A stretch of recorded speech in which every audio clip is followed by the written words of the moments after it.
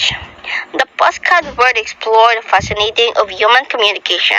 I am your host, Rowena B. De La Cruz, and today we're diving into the intriguing topic of speech style. Speech style is something we all have, but how often do we think about it? From the way we speak with friends to how we address our boss, our speech style can change a heartbeat. But what exactly is speech style and why is it important? Speech style refers to a variation in our speech that conveys different social meanings. This variation can include tone, pitch, speed, vocabulary, and even body language.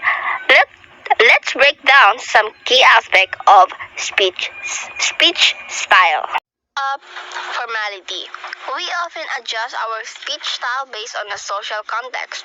For example, we might use formal language on a job interview with complete sentence and precise vocabulary.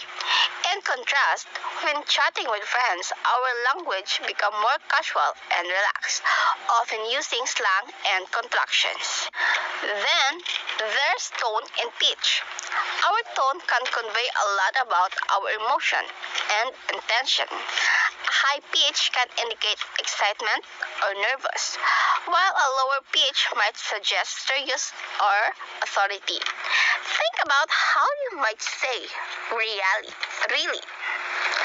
In different scenarios, surprise, skeptical, or annoyed, and how your tone change accordingly.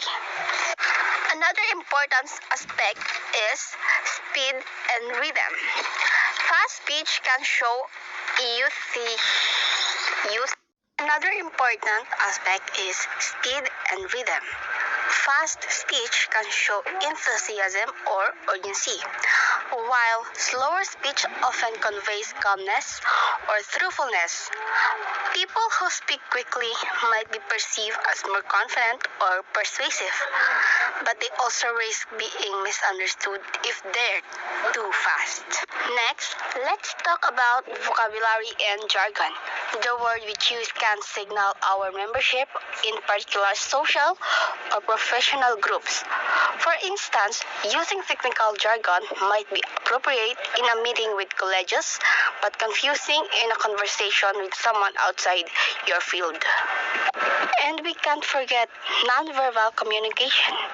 Our body language, facial expression, and gestures also play a crucial role in how our speech is received.